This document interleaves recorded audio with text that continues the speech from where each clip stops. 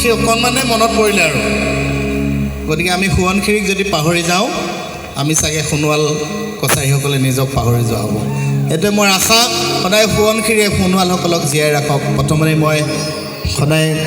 মই আপোনালোকৰ পৰা এইটোৱে বিচাৰিম যে আমাৰ কৃষ্টি সংস্কৃতি সোণোৱাল কছাৰীসকলৰ সকলোৱে আমি জীয়াই ৰাখিব পাৰোঁ। য'ত জাতি থাকিব সংস্কৃতি থাকিব তাতে জাতি থাকিব।